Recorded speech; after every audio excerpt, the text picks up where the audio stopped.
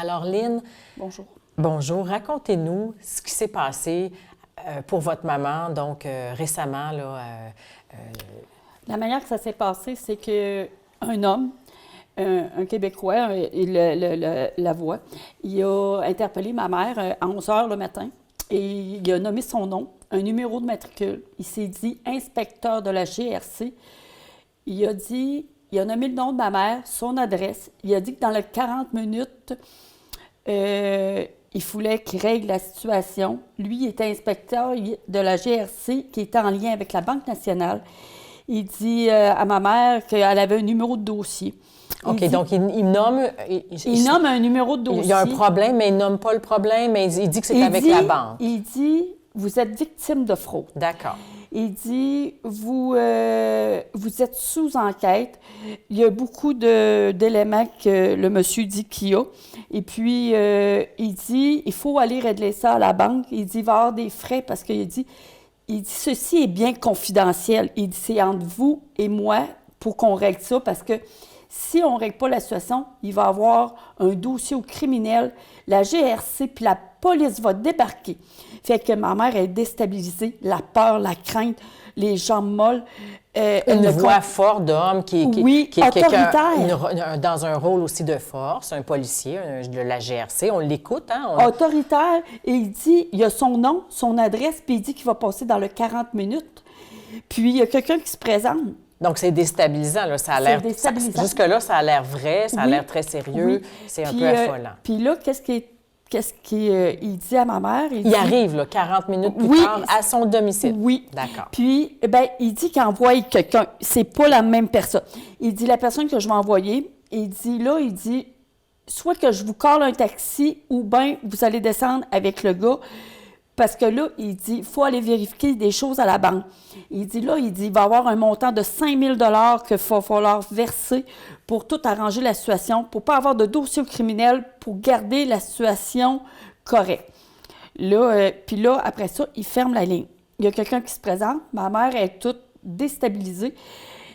Elle dit au gars, les jambes vont... je suis pas capable d'aller à la banque.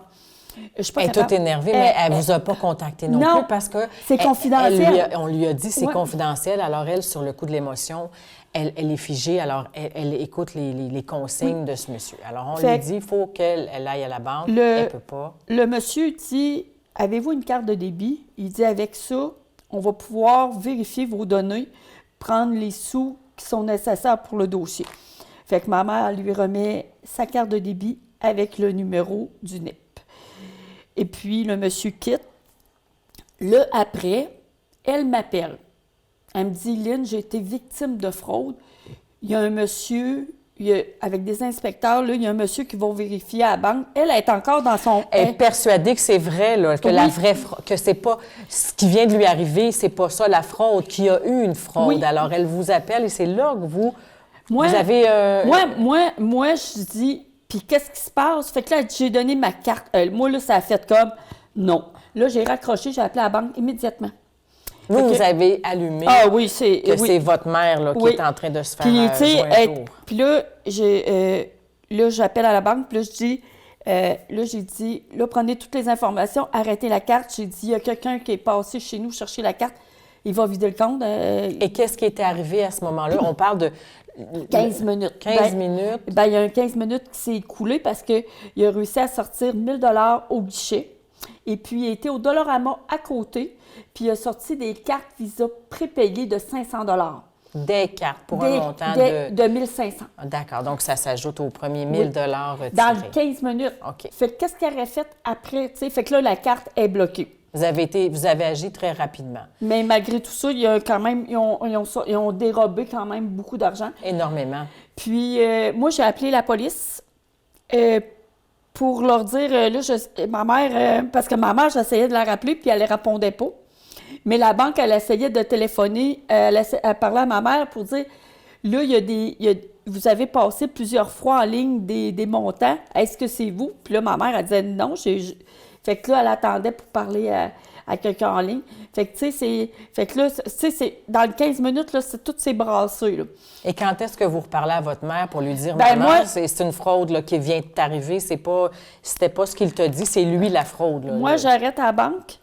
Ben, j'appelle, tu sais, je raccroche, j'appelle. Là, j'étais à peu près à 5 minutes de la banque. Je me suis rendue à la banque. J'ai parlé au gars, j'ai dit, est-ce que vous avez vraiment arrêté? Fait que j'ai monté tout de suite voir ma mère, qui reste... Fait que là, j'ai dit, ma mère, j'ai dit, les personnes, là, j'ai dit, c'est eux autres qui t'ont fraudé. Fait que là, elle n'en revenait pas, puis là, elle ne parlait plus. Il y avait rentré, là, elle était comme sans mots. Elle s'est fait avoir. Elle s'est fait avoir. Puis elle est, tu sais, je la sens démunie, je la sens perturbée, je la sens qu'on a rentré dans... Fait que j'ai une agente qui arrive de la police, puis on a été faire un rapport de police, et puis constatant qu'avec les caméras, ils ont pu avoir quelques informations, mais malgré tout ça, on n'a pas... c'est ça. Difficile de ne pas être touché par l'histoire de cette dame. Nous recevons aujourd'hui la sergente Mélanie Pouliot, coordonnatrice locale de la police de proximité au centre de services de Sainte-Anne-de-Beaupré, qui vient justement rappeler comment se prémunir contre de telles fraudes. Alors, c'est vraiment difficile de ne pas être touché là, par l'expérience de cette dame, Mme Lynn.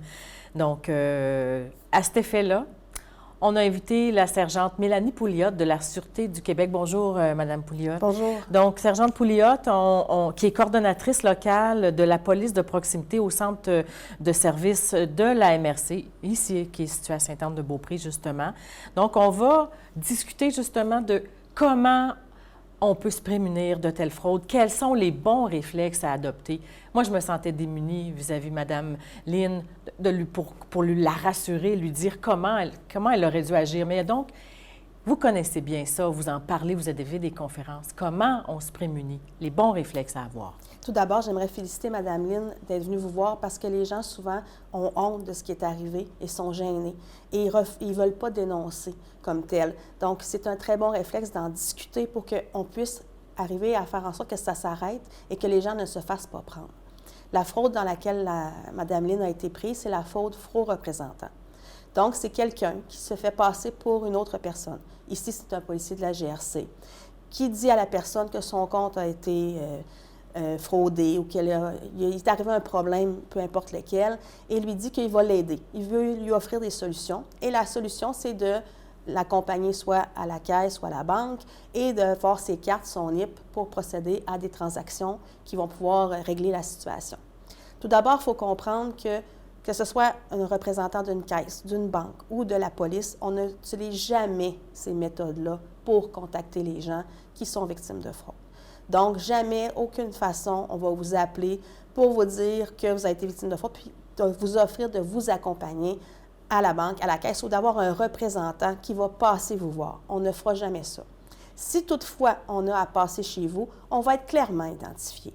Donc, on va avoir soit un véhicule patrouille, ou on va être en uniforme, ou vous pouvez aussi demander à la personne de vous présenter sa badge. Si c'est un policier, on a toujours avec nous notre identification, ou quelqu'un de la banque ou quelqu'un de la caisse, une pièce d'identité pour valider l'information qui vous est donnée. Ça, c'est toujours très, très important, malgré le fait qu'on ne fera jamais ça. Ensuite de ça, bien, on ne donne jamais nos renseignements personnels. Les renseignements, souvent, les fraudeurs vont les trouver soit sur les réseaux sociaux ou sur des listes qui circulent, des listes qui ont été vendues sur la dark web, entre autres, qui contiennent beaucoup d'informations. Fait qu'ils peuvent contenir des informations au niveau de notre adresse, notre date de naissance. Souvent, ils ont notre nom complet. Ils sont encore plus crédibles au téléphone là, quand ils nous disent « Madame une telle, vous habitez à telle adresse, alors donnez-nous 40 minutes, on va être chez vous. » Exactement. Et ils le font, là. Bien oui, c'est ça. Ils sont très crédibles parce qu'ils ont plusieurs informations. Fait qu'on se dit, s'ils ont ces informations-là, c'est parce qu'ils me connaissent, alors que c'est vraiment aléatoire, là. Première alerte. Donc, quand on parle d'informations sensibles, comme nos numéros de compte bancaire, qu'ils les aient ou qu'ils les veuillent, et que même s'ils ont des infos sur nous, ça ne veut pas dire que c'est un représentant sérieux. Alors, premier réflexe, c'est de se dire si c'est des informations qui peuvent m'être préjudiciables si je leur donne. Qu'est-ce que je fais? Je raccroche. On peut raccrocher. Je dis, je vais appeler la police, je vais... Oui, on peut faire ça. Raccrocher, c'est une très bonne méthode. Ça se peut qu'ils rappellent pour dire, bien là, madame, vous venez de raccrocher, là, tu sais, là. Faut pas céder à la peur. Il ne faut pas céder à la peur, il ne faut pas céder à l'urgence non plus, parce qu'il Voilà. va toujours y avoir une urgence. Ils vont vous dire aussi de ne pas communiquer avec vos proches. Ah Déjà oui. là, ça, c'est C'est des confidentiel. signes. C'est confidentiel. C'est tous des signes qu'il faut vraiment, vraiment là, remarquer puis voir. On peut raccrocher. On n'est pas impoli, là, c'est un fraudeur.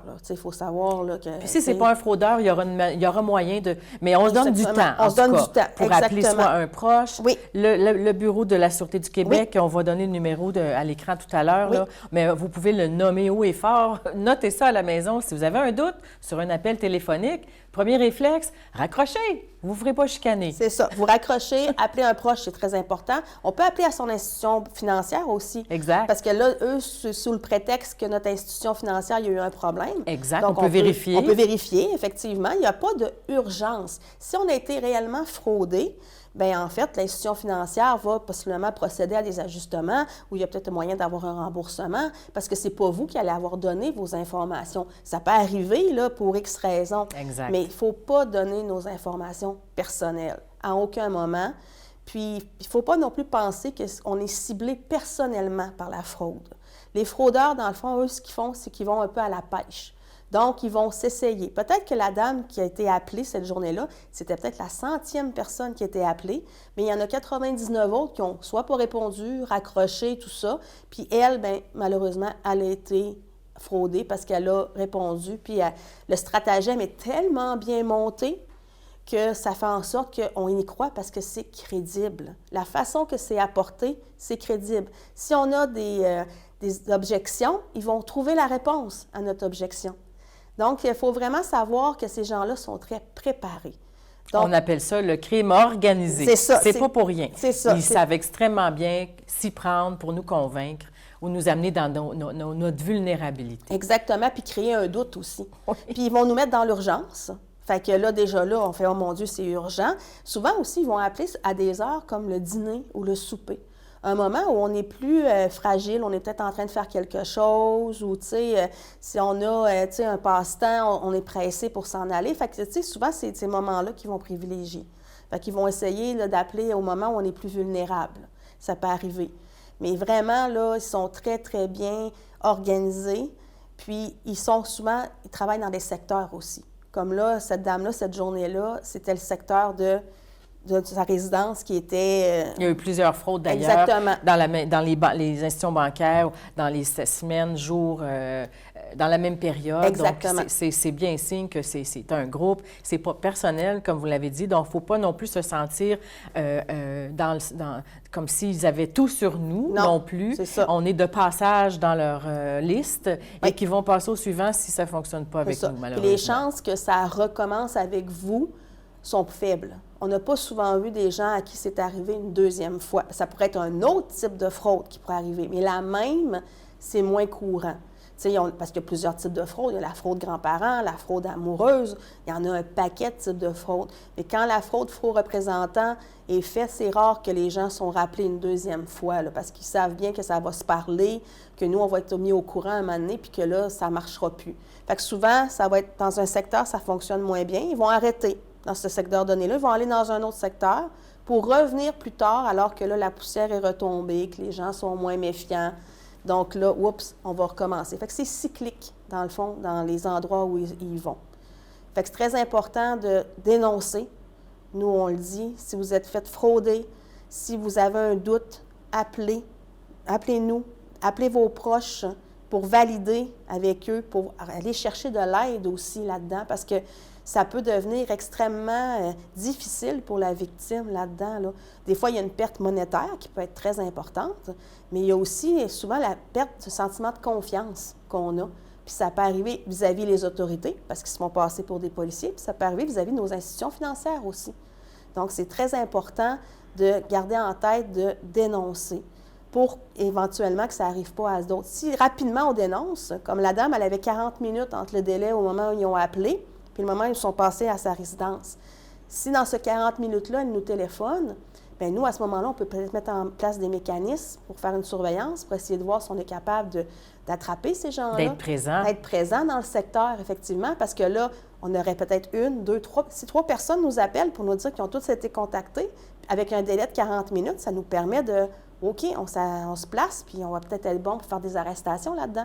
Donc, on oublie l'urgence. Si c'est urgent vraiment, ils vont rappeler si jamais on raccroche. Oui. Si c'est la seule façon pour nous de gagner du temps pour réfléchir, parce si on se sent appris, là, alors c'est peut-être un signe que, il y a peut-être anguille sous roche. On est peut-être en train d'être victime d'une arnaque. Donc, pas d'urgence, pas de confidentialité non plus. Ça aussi, c'est une alerte rouge à avoir, là, donc, pour se prémunir contre une possible fraude. Valider avec un proche. Là, vous avez parlé de la police. Là, je ne veux pas oublier de noter le numéro de téléphone du bureau de Sainte-Anne qui s'occupe de toute la côte de Beaupré. Île d'Orléans également? Non, Île d'Orléans, ils ont leur poste, c'est vrai. Donc, vous avez dit tout à l'heure, le 418... 827-4545. 827-4545.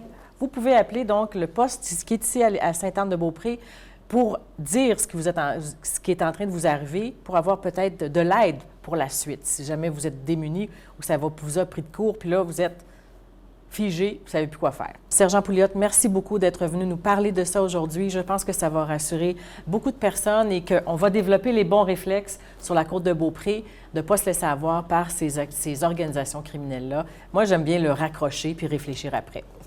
Merci beaucoup. Merci à vous.